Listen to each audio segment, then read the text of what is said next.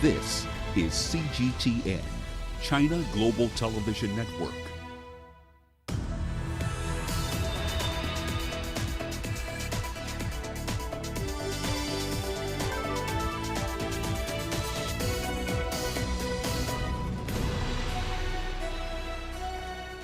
Hello there and welcome to Global Business Africa. We'll be giving you insight into Africa's business and financial markets. I'm Uche Okoronkwo, coming to you from Kenya's capital, Nairobi. Let's start with a look at the markets. Now, reports that Washington is preparing a new set of sanctions on Chinese officials hit emerging markets hard today. Investors shied away from riskier assets, and heavyweight stock markets in Shanghai and Hong Kong fell almost 1% on the day. And that, of course, dragged down MSCI's emerging market equities index from fresh three-year highs. Across Africa, markets were quite muted today. Sentiment on South Africa's JSE was badly hit by news of rising COVID-19 cases in the US. Now, also coming up on today's show, Africa set for a massive free trade area in less than a month. The IMF applauds Somalia after completing its first credit review.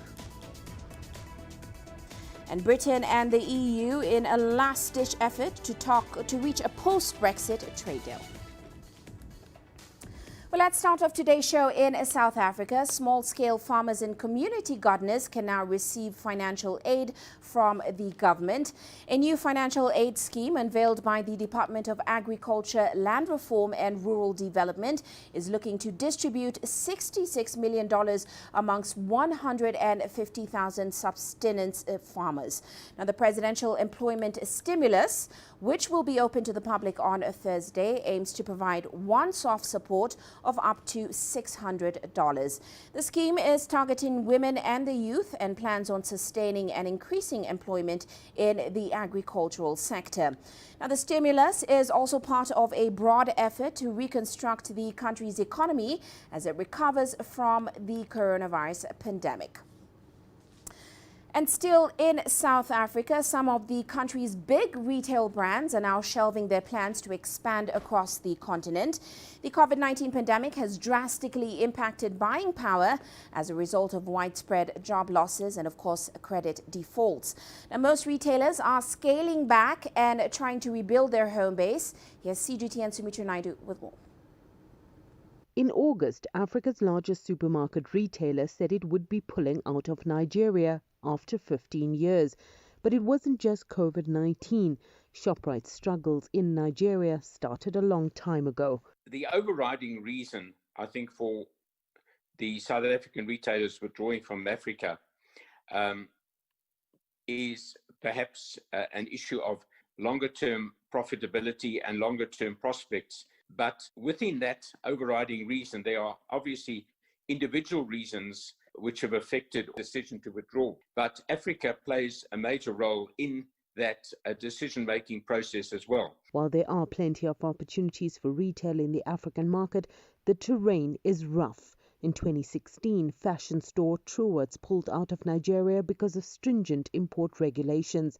This year, low-cost clothing retailer Mr. Price also pulled out, citing inflation and a weak economy. Food and clothing retailer Woolworths pulled out of Nigeria, but still has stores in Kenya. ShopRite is assessing its operations in Angola because of currency depreciation and exchange controls. Africa has there are lots of reasons why retailers do well or badly in Africa. And that obviously influences many of their decisions.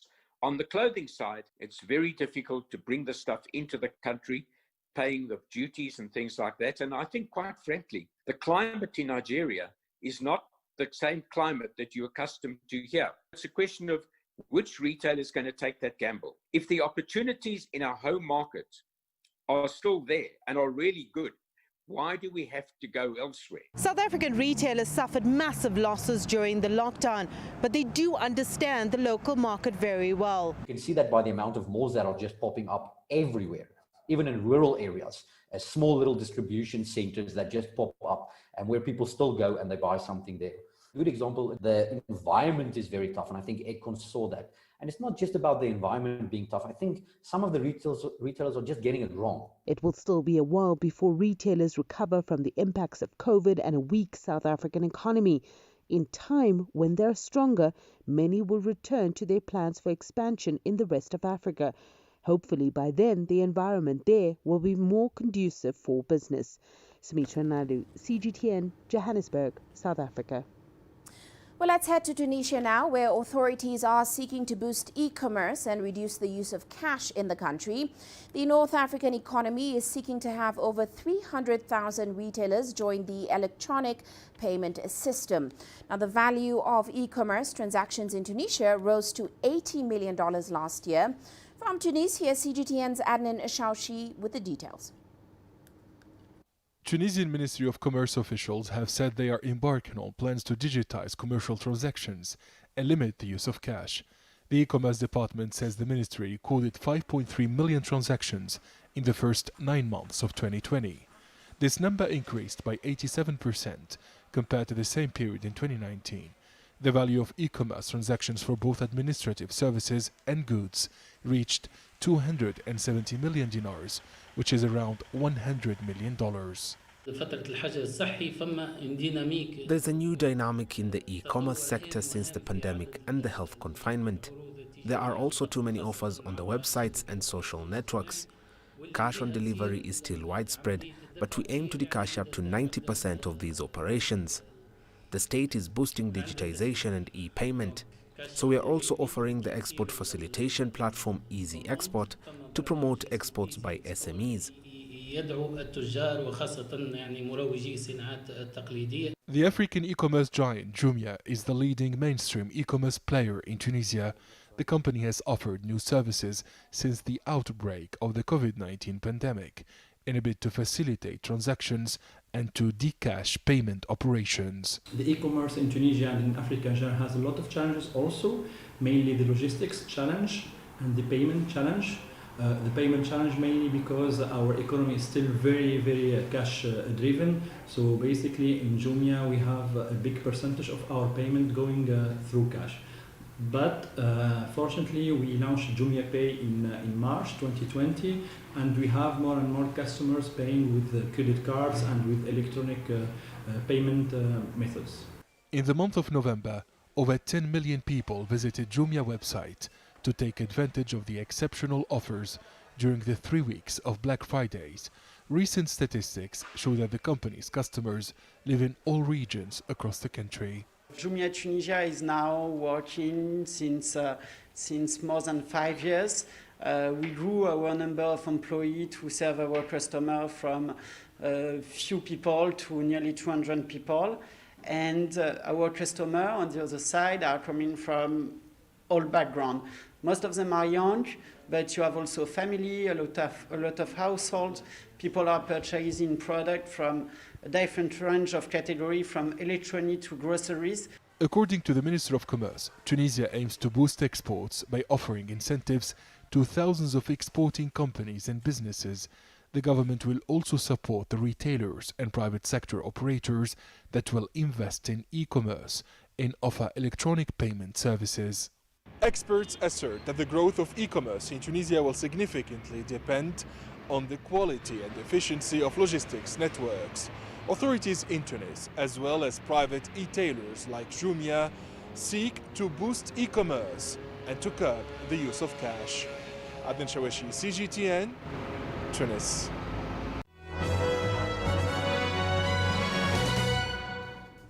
And now look at some corporate headlines today. Equity Bank Group says it expects a delay in loan principal and interest receipts of an estimated $449 million in the next 3 years. Now, this is on the back of economic hardships induced by the COVID-19 pandemic, which of course has seen customers seeking extensions in repayments. The delays have seen the lender freeze dividend payments and ramp up its debt in order to make up for the delayed revenue. And Kenya's Twiga Foods is set to expand to the East and West African regions as it seeks to grow its market share on the continent. The company says the expansion seeks to provide access to low-cost, high-quality food products in African cities. It is also seeking to venture into Tanzania, Uganda, Rwanda, Nigeria, and Ghana. And Britain's Rolls-Royce has signed a deal to sell its civil nuclear instrumentation and control business for an undisclosed amount. This kicks off the plan to raise $2.7 billion from disposals in a bid to recover from the COVID-19 impact. Now, the company adds that it is weighing the disposal of its ITP Aero division as a halving of flying hours, depressed deliveries, as well as heavy exceptional charges resulted in underlying losses of more than $2 billion. And a Spanish national flag carrier, Iberia, has completed its third passenger-to-freight conversion as it looks to curb the drop in flights induced by the coronavirus pandemic. In the early months of the pandemic, Iberia's flight operations were almost exclusively confined to repatriation flights and carrying emergency medical supplies, with a drop of flights estimated at between 80% and 90%. And that's a look at our corporate headlines.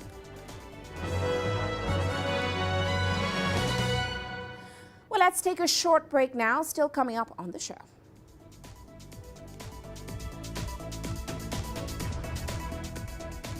The IMF applauds Somalia after it completes its first credit review. And Moody's downgrades Namibia's long-term issuer ratings. The world economy as we know it is about to change. Global business reports highlight emerging markets, developing countries, and dynamic sectors worldwide. We feature top analysts and newsmakers to provide perspectives on every facet of business. From an on-the-ground perspective, we provide you with balanced and objective assessments. Fast, sharp, and insightful. Global business, only on CGTN. There's more to this place than just glorious landscapes. There's more to it than just, say, Table Mountain or glorious, endless salt flats. There's more to it than countries that are home to some of the deepest mines in the world. There is so much more to this place, even if it is home to some of the finest diamonds on the planet. It is the sheer diversity of the people who call Southern Africa home and the relentless drive to make it a better place that make it so special. And we know that because this too is home.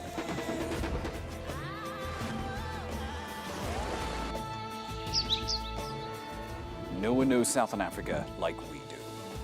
CGTN, see the difference.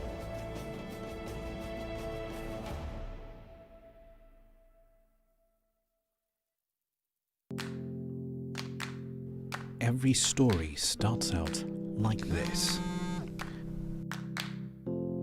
Okay. We'll head up now.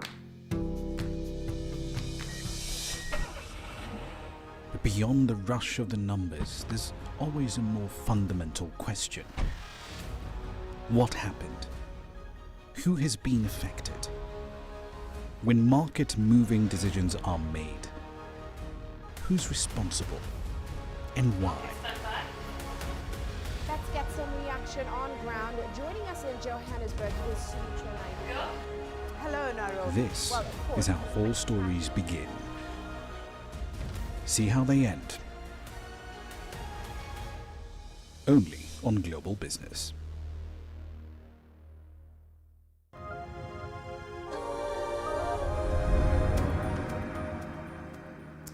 Welcome back. Well, let's now turn our attention to the African Continental Free Trade Area Agreement, with trade expected to kick off officially on January 1st.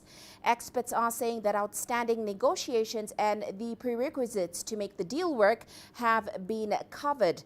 Now, this comes after an extraordinary AU summit was held this past weekend to approve all required instruments to start trading. Currently, 54 nations have so far signed the agreement, and 34 nations have deposited their instruments of ratification. Nigeria deposited its instrument of ratification on Saturday, setting the stage for the rollout of the trade agreement that, of course, will rope in the continent's 1.3 billion people. Well, let's now take that apart with Mr. Paul Alaje. He's an economist joining us live in Lagos. Great to have you on the show with us, sir. Now, of course, just a month to go before the trading bloc kicks off. Give us a sense, where does Africa stand in terms of those negotiations? And, of course, the other prerequisites that must be in place?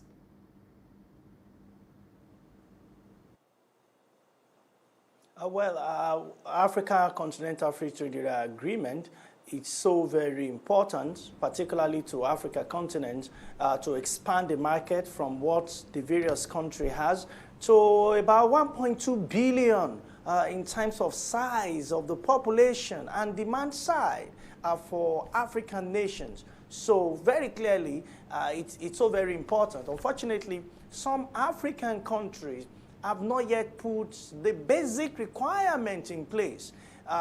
Generally, there are issues that seems to be the same across the boundaries within Africa, which of course may hurt many African nations because they may wonder what is happening when some other countries are making things happen within the same continent. So I noticed that many countries seem to have ratified this, but we have some who are not, who have a little setback, a number of concerns because of revenue, because of mobility of labor, etc., which many of them may be bothered with in the coming period. But I am confident that before the 1st of January, many other countries, about 54 countries in Africa, would have completely been on board, and it would be good to start Africa Continental Free Trade Agreement. Well, as you mentioned, many countries, about 54, have ratified the agreement. But let's hone in on those major obstacles. Are there still major obstacles to getting all these nations on board in terms of elimination of non-tariff barriers and issues and other trade concession issues? What are some of the major sticking points for some of these nations going forward? Well, the major issue has to do with revenue. Revenue in terms of charges, billings, in terms of tariffs for mobility of goods and labor. That remains the major one. But many African countries, particularly those who depend on oil and other commodities, Nigeria being one of them, they are still having a lot of issues regarding that revenue. In Nigeria here, the head of custom have announced not so long ago that there will be a major fall in custom revenue to the country when Africa Continental Free Trade Area Agreement starts. So countries may still want to count the cost of signing this agreement in terms of revenue, in terms of labor, in terms of production, and more importantly, which many countries are not talking about, is will some country become the dumping ground for the rest? While it will be a win for countries that have been seen to be producing right now with relatively cheap labor, but some countries with very low capacity, which of course are now coming to the fore to say these are the real issue. But having studied countries, as several countries in Africa, I can tell you that these remain a major drawback. Revenue becomes major drawback why many of these countries are having another consideration. But like I said earlier, I am confident that the remaining countries within Africa will be willing to sign it, because there seems to be negotiators for ACFTA who are talking to other African countries. And I'm sure that they may seem to have their way before the end of the year. Whether they sign or not, something is certain. The numbers that we have before 1st of January, we just have to start. Because overall, the benefit seems to be more than the disadvantages when these agreements start within the continent. Well, I do understand your confidence because we have seen some encouraging initiatives launched on the back of the AFCFTA. For example, the Economic Commission for Africa has launched an online trading platform called the African Trade Exchange, which of course will help facilitate trading when the agreement starts. So what other progress do you see that makes you so optimistic that this deal can, take off? Well, that's one of them. And I've also seen a number of countries have deliberately supported businesses, particularly producers within their country. There have been conscious efforts to support cement manufacturers within Nigeria, the top 3 cement manufacturers for the purpose of export by Nigerian government. It's not limited to Nigeria. Even some other countries within the East Africa are supporting their countries for export. Recall, you will notice that right now many African countries seems to be in recession. In fact, the entire continent seems to be in over -3% negative growth, which means the continent effectively is in recession. The largest economy in Africa is currently in recession, Nigeria, with -6.2%. South Africa, that follows Nigeria, is also in a recession. And so many other countries you may want to talk about. The top 10 strongest country in Africa in recession. Now, if they can promote output, boost economic activity, for performance to be not just this, it's not just that this country will come at the instance of COVID-19. What it also means is that there will be lubrication of economy across Africa continent. It's coming right now where there seems to be economic quagmire, or that is across the entire continent. And we know Africa is not the only one that is in this. We have so many other countries, even in Europe, that are affected by all of this. So I have seen conscious efforts to support private sector. I have seen PPP, public-private partnership going on with some African countries to support small businesses. And of course, we have seen we have seen ECA putting up a platform for a trading platform, online trading platform, so that they can collapse space and time for trading to happen. And we've started seeing custom of different countries plugging into these for clearance and for business activities to happen. And you're quite right. Of course, not only did COVID-19 delay the AFCFTA, it also heavily impacted trade and business activities on the continent this year. So how do you think COVID-19 will change the way Africa approaches this idea of a single continental market going forward? Well, why COVID-19 becomes a major setback for the entire global economy. For me in Africa, I think it's a wake-up call.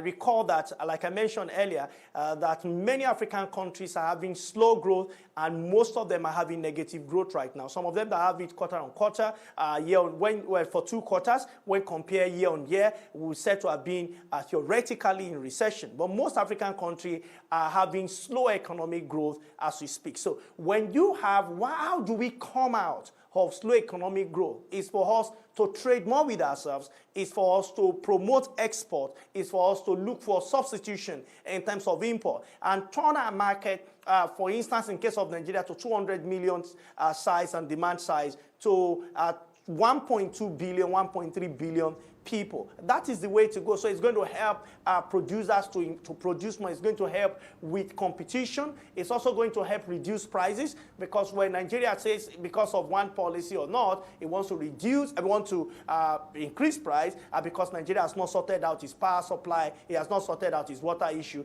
If South Africa has done that, and a South African producer can produce just less than what Nigeria is doing, you will see major positive impact on South African economy. And this is what I think will now serve as wake-up call for the remaining part of Africa. So I can tell you, besides what COVID is doing right now, if it is well optimized, it might as well become an economic miracle for the entire continent of Africa. We cannot underestimate the impact of COVID on the global economy, and more importantly, West African, I mean African economy as a whole. But something is certain. If Africa is ready to practice or to adopt this new agreement, right, which of course is being ratified by 34 out of about 54 or so countries, I am confident that more and more countries, as they sign up and demand increases. You see, what grows economy is actually the demand side. If there are producers in different parts of Africa and more people can demand for it, one thing is guaranteed: jobs for African people. Mobility itself, moving from one point to another, also lubricates the economy. So it's going to facilitate trade, it's going to help with it. So once we remove all those obstacles or all those bottlenecks such as tariffs and so on, and everyone is on common tariffs, it now leaves us with those who can compete the most. And I can assure you, it will eventually lead to competitive cost advantage. Nigeria has competitive cost advantage more than, say, Egypt in cement production. And Egypt has competitive cost advantage over Nigeria in paper production. The two countries we trade. Trade will expand in both countries. There will be growth in all the two countries, and we are going to have economic prosperity. Well, we're certainly... And I can tell you, if this is adopted, latest by second quarter of 2021, Africa will come out of recession as a continent. All right. Well, we do have to leave it there, but thank you so much for your views, Mr. Alaje. Of course, that was Mr. Paul Alaje. He is an economist joining us there in Lagos. Well, let's now turn our attention to Somalia. The International Monetary Fund has praised the country's government for initiating a series of financial reforms. The announcement was made after the IMF completed the first review of its extended credit facility for the Horn of Africa nation in November. Well, CGTN's Abdulaziz Bilo has more details from Mogadishu. The International Monetary Fund says an extended credit facility supported program for Somalia is off to a good start despite challenges posed by the coronavirus pandemic and climate-related disasters. The global financial lending institution has hailed Mogadishu's swift response to the pandemic, as well as floods that ravaged parts of the country and an ongoing locust invasion that's threatening food security. Earlier this year, the Ministry of Finance announced a wave of reforms, including tax relief on basic food commodities, as part of efforts to mitigate the impact of the virus. Under the new plan by IMF, Somalia now stands to benefit from an immediate disbursement of $10 million, bringing the country's total disbursement under the agreement to more than $365 million. The international community, with their support, is also mindful of the effect that this had, and they will also increase their interventions in the economy. So we really think that the next year will be a very positive year for us. Ahmed Khadr Abdi is an economic analyst and a lecturer at the University of Somalia. He says the move by IMF is timely, as it will give the federal government ample time to overcome economic challenges it faces. The money that will be given to Somalia can assist the government of Somalia in tackling these issues, especially the economy that has been devastated or damaged by COVID-19, the decline in the remittance money, and also the locust invasion in many agricultural areas of Somalia. Last month, the World Bank said the country's economy will shrink by 2.5% this year due to the coronavirus pandemic. However, the economy is forecast to rebound to 2.9% growth next year and 3.2% in 2022. The decision of the IMF shows that Somalia has the economic system, or what we call public financial management, has been improved, so that this system is reliable, so that based on that, IMF has taken the decision and has completed the review of extended credit facility arrangement for Somalia. Earlier this year, Somalia became the 37th nation to receive debt relief under the Heavily Indebted Poor Countries Initiative, arguing that Mogadishu has taken necessary steps to begin receiving debt relief. Abdulaziz Bilo, CGTN, Mogadishu, Somalia. Meanwhile, Egyptian President Abdel Fattah el-Sisi returned from South Sudan in what is considered a historic trip after he became the North African nation's first head of state to visit Juba. Now, besides political and security issues, talks with his South Sudanese counterpart, Salva Kiir, centered around promoting bilateral trade and investment. Well, CGTN's Yasser Hakim takes a look at the potential cooperation between the two nations. Economic development is essential for South Sudan, which is coming out of a civil war. Egypt believes it can play a part in the rebuilding process through reconstruction and repair of the infrastructure projects. The meetings in Juba also focused on establishing partnerships in various fields. To date, Egyptian investment there is in the range of $500 million. There are several sectors where Egypt has agreed to invest in soon. Besides infrastructure and real estate, there is the very important agricultural sector which Egypt is giving extra attention to. There will also be investments in technology and renewable energy. Using our experienced personnel, we will also be training laborers and creating skilled workers there, something South Sudan has been calling for continuously. Aware of the financial constraints in South Sudan, Cairo is willing to accept a deal for oil in return for reconstruction, a move that was also adopted by the North African country with Iraq. Oil accounts for over 90% of South Sudan's exports. However, Cairo believes bilateral trade should be more diversified. We import meat from South Sudan as well as vegetable oil and simple handmade products. But there is a lot more potential in South Sudan. We will also be working closely with them to create a base for exporting other goods such as agricultural products and minerals, for instance. A joint committee has been set up to kickstart the Investment and Trade Cooperation and elevate economic ties to a new level. Yasser Hakim for CGTN, Cairo. And in Kenya, the number of tourist arrivals has plunged by 72% in 10 months following the outbreak of the COVID-19 pandemic. Now, tourist arrivals through all points of entry to Kenya plummeted to nearly 500,000. That's compared to 1.72 million arrivals in the same period in 2019. Now, Kenya's tourism minister, Najib Balala, has attributed the slump to the travel restrictions imposed to curb the spread of the virus. He adds that the East African nation has experienced a good performance for January and February, followed by a drastic decline in March due to the emergence of the pandemic globally. Tourism is a fundamental driver of employment globally. It's 10% of the global GDP. It has 1.4 billion people who have traveled in 2019. Kenya, we had almost 2.2 million people who have arrived into Kenya. Unfortunately, today's figures that I've launched is that we have lost 72% of our arrivals. We have managed to get almost 400,000 in the last 10 months in Kenya, but only 19% are supposed to be tourists. But remember, we had January and February that was open. So even that's 20% or 19%. It is not really tourism. Most of the people who came between January and October were mainly visiting friends and family and maybe essential business. And you can see, because Kenya or Africa seems to be much safer in this pandemic, and that's why people are visiting here. You're watching Global Business Africa. We're going to take a short break now. Still to come on the show.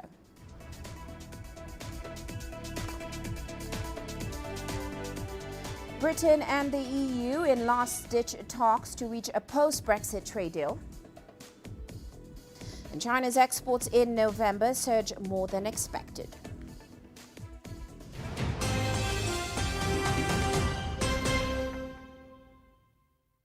Business in Africa is at a crossroads.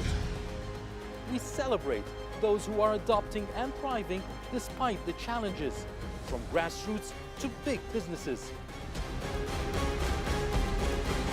Global Business takes you along for the ride as we track the making of a giant. Only on CGTN.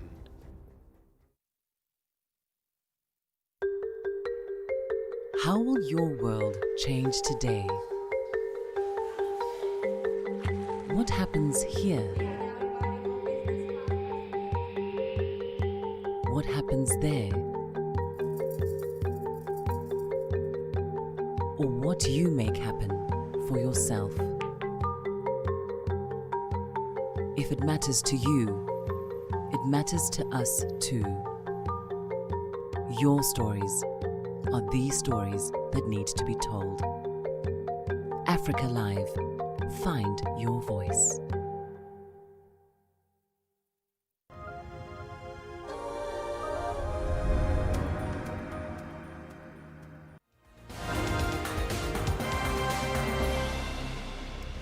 And here's a recap of other news making headlines today. Ghanaians have been voting in a tight race, pitting the incumbent President Nana Akufo-Addo and longtime opponent John Mahama. Now, the race has attracted 12 candidates, including 3 women, with key issues such as unemployment, infrastructure, education, and health dominating those campaigns. Voters are also casting their ballots for new members of parliament for 275 constituencies at 38,000 polling stations across the nation. And the Democratic Republic of Congo President Felix Tshisekedi has said he plans a major overhaul of how the country is governed. The DRC leader warned that he might be forced to dissolve a parliament and hold fresh elections if he is unable to form a new coalition government. The announcement came after a fallout in a coalition with supporters of his predecessor Joseph Kabila, who currently wields a majority in parliament. Now, Tshisekedi took over from Kabila in January 2019, but the president's room for implementing much trumpeted reforms has so far been hampered by the need to forge a coalition with the pro-Kabila Common Front for the Congo. And Egyptian President Abdel Fattah el-Sisi is on a state visit to France to shore up close ties between the two nations. Egypt and France have enjoyed an increasingly close relationship under the rule of Sisi. Both Paris and Cairo are concerned by the political vacuum in Libya and the threat from jihadist groups in Egypt's Sinai Peninsula.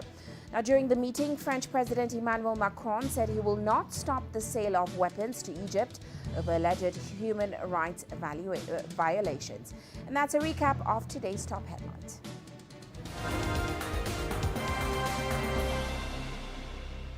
And now to some news outside of the continent. With time running out for Britain and the European Union to strike a post-Brexit deal, the UK government is scrambling to create alternatives to 40 years of free trade. Now, the measures include building dozens of parks for trucks across the country in a bid to avoid bureaucratic chaos at Britain's ports and massive lines of trucks waiting to clear customs. Planning laws have been swept aside in the race to hit December's trade talk deadline. Here's CGTN's Richard Bestick with more. They're working round the clock here, paving the so-called Garden of England to put up a parking lot, tearing out topsoil for tarmac in a race against the clock. Britain will become what they call a third country, so we will need customs checks at the ports, which currently aren't in place. So there will need to be facilities for lorry drivers to be able to complete relevant customs checks. These lorry parks constructed under emergency government powers, leaving the neighbouring village of Merstham with little say in Britain's new borders with Europe. It is perhaps an irony that most of the people around here voted for Brexit, perhaps not realising it would mean a massive lorry park on their doorstep. Villagers stoic in the face of Brexit reality. I don't think anyone who voted for Brexit actually knew the details of what they were voting for. And even with a month to go, we still don't know what use the customs site is going to be put to. A medieval church now appears out of place. Across the county, they'll be holding sites for up to 7,000 trucks, according to the government's own worst-case scenario. Across the country, many more. Required whether or not a new trade deal is agreed, as drivers cope with reams of red tape in a post-Brexit world. An army of 50,000 customs officials being hired and trained. According to the British Ports Association, government should have been quicker off the mark. The design of this process has been one-sided, to say the least. Effectively, what you would normally expect is some kind of outcome to be set in stone. The fact that we still haven't got a deal is quite amazing when you consider how long we've had to talk about this. Dover is one of Britain's busiest ports, handling 10,000 trucks a day. This image of free trade in motion about to change radically. Richard Bestick, CGTN, Dover, England. Well, let's head to London now for the latest on that Brexit deal. We're joined by Richard Bestick. Richard, great to have you as always. Now, of course, earlier in the day, it was reported that the two sides were close to a deal, but that optimism seems to have waned now as, of course, the day progressed. So what is the latest on those talks, Richard? And is the issue of fishing rights the only obstacle to a deal right now? Yeah, well, I think you're right. I mean, in the words of Simon Coveney, the Irish Foreign Affairs Minister, the atmosphere around the talks table is gloomy. We are still in deadlock over the talks, Uche, and they don't seem to be going anywhere very fast. We've just heard that a 1.5-hour discussion between the British Prime Minister and the European Commission President ended while they put on pause the talks. Now, we're not quite clear what that means by pausing it, but it certainly doesn't ring or sound like a massive breakthrough, that the various disagreements have gone away. Those disagreements, as you were saying, Uche, including fish, the amount of fish that the post-Brexit Britain would allow European Union fishermen to haul out of British waters. Then, of course, there's the so-called fair level playing fields. This is some kind of agreement that would enable the European Union to rest assured that the British in a post-Brexit world wouldn't start undermining the European Union's single market. And finally, governance, which would be all about what they would do, how they would impose sanctions or penalties should either side go off track, go off course and impinge on the deal. But we're nowhere near there yet. We're still in a situation where, with hours to go, the two sides can't agree. And it's just those few areas. What's at stake? Well, if the British agree to the terms of the agreement, because it's 95% done, it's just these three remaining issues, then they would have tariff-free access to the European Union and its marketplace of 500 million people. If they fail to agree, then what happens? Well, then they fall back on what the British government likes to call Australian terms. That's a euphemism for no terms at all. They'd fall back on World Trade Organization terms, and that could be hugely disruptive, with massive tariffs hindering both British farming and industry. Well, Prime Minister Johnson also introduced a controversial internal market bill, which will basically breach the Brexit withdrawal agreement if it passes. What is the latest on that, and certainly how will it impact the possibility of a deal before the deadline? Well, Uche, I just dipped into the House of Commons where they're debating that very issue, the internal market bill. It effectively sounds simple. It's the British government putting in place measures that will ensure the free flow of trade in a post-Brexit world. And that, need I remind you, is just a matter of days away. It's at the last buoying of Big Ben into the new year. They are doing that to bring about this smooth flow of trade, as I say, but it's hugely controversial because it breaches international law by tearing up an agreement that Boris Johnson, the British Prime Minister, signed less than a year ago and will will give permission to British ministers to overrule what's called the withdrawal agreement. You were probably thinking that we'd already signed something here in Britain to do with the European Union and getting out. It was the withdrawal agreement. That was just the divorce arrangement. What they're thinking of doing already in the British government is, some say, the European Union say, for example, reneging on it. And that won't just have an impact in Brussels. Already, President-elect Joe Biden has said there'd be no trade deal with the US if anything were to threaten trade, a free border between the north under the British and the Irish Republic in the south. Well, Richard, quite interesting events taking place in the UK right now. We'll certainly be watching it closely. We do have to leave it there, but thanks so much for joining us. Of course, that's Richard Bestick there in London. Now, as negotiators try to strike a post-Brexit trade deal, British farmers fear new regulations will put them at a disadvantage. The sector is already facing the end of European Union subsidies next year, with the UK government planning to phase them out altogether in the coming years. Here's CGTN's Andrew Wilson reporting. Farming is what Britain does. It tends to run in the family, and Dan Burling is the fourth generation to work this particular 3,000-acre spot near Cambridge. Brexit and the government's new sustainable farming bill mean that agriculture has a lot on its plate at the moment.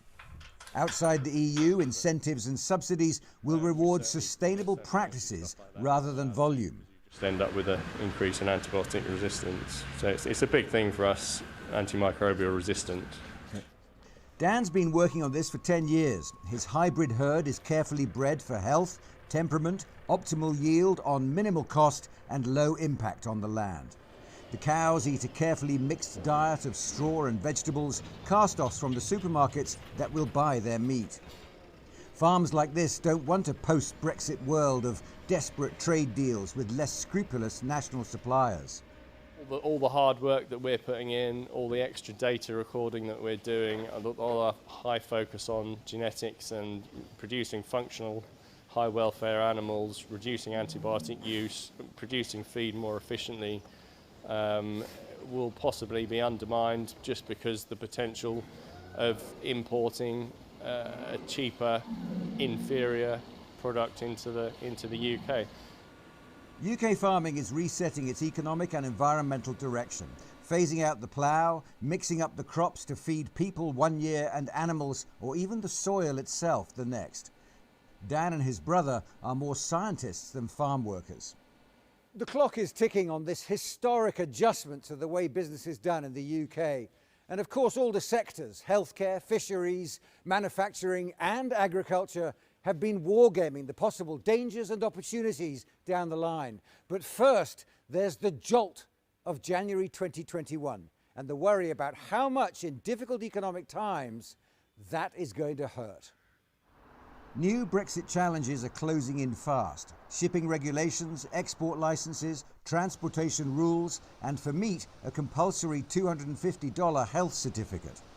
You can't get away from the fact this is a massive extra cost. The government's own estimates suggest that actually we need 300,000 extra of those per year. That's £60 million cost onto the industry, just for starters. And that's before we get into starting to talk about the potential issue of tariffs if we actually have a no deal.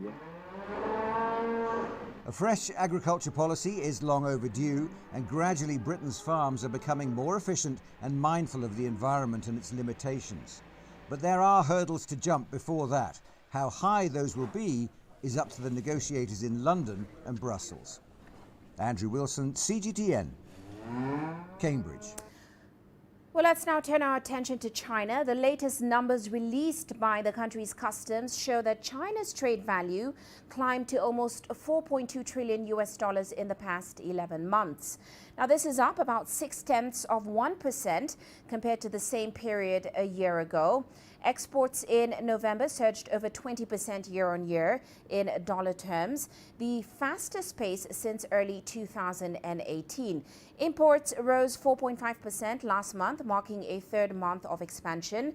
Now, analysts attributed the fast growth to strong global demand, especially for medical goods and electronics, as well as higher commodity prices. But they also warned that fresh lockdowns triggered by surging infections and a sharp appreciation of the yuan could dent export orders. Now, with Joe Biden scheduled to be sworn in as the new president of the United States in less than 2 months, Chinese Foreign Minister Wang Yi and American business leaders wrapped up a video conference Monday in Beijing. The two sides discussed China-US trade and the future of business ties. CGTN's Shen Jiwan has the highlights.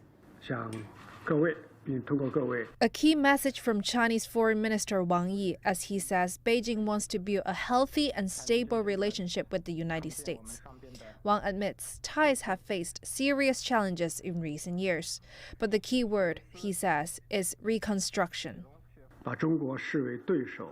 This has been a historical, directional, and strategic mistake, labeling China as the enemy, attacking the Chinese political system, and increasing pressure in these respects. Some even promote decoupling and a new Cold War. On the U.S. side, the opening speech was delivered by Tom Linebarger, the chairman and chief executive of Cummins, an American multinational corporation that designs and produces engines. He expressed hope that Chinese leaders and the incoming Joe Biden administration would take steps to move the relationship in a more positive direction. The Chinese foreign minister echoed these sentiments. In your statement, I noticed you expressed the wishes on behalf of the American business community to develop positive China-US relations. Wang reinforced the idea that bilateral exchanges need to be based on a solid and fair footing. In particular, I appreciate what you just said. Hope we can work together to bring China-US relations, the most important bilateral relationship, back on the right track. We stand with each other on this. Wang also says China hopes the U.S. respect the international relations framework, and both countries can work on those differences through dialogue. Chen Ziyuan, CGTN, Beijing. On that note, let's take a look at how commodity markets performed today. Oil prices heading south today. The positive effect from COVID-19 vaccines and, of course, an OPEC Plus deal on oil production cuts was undermined by surging coronavirus cases and, of course, heightened tension between the U.S. and China. Meanwhile, gold steadied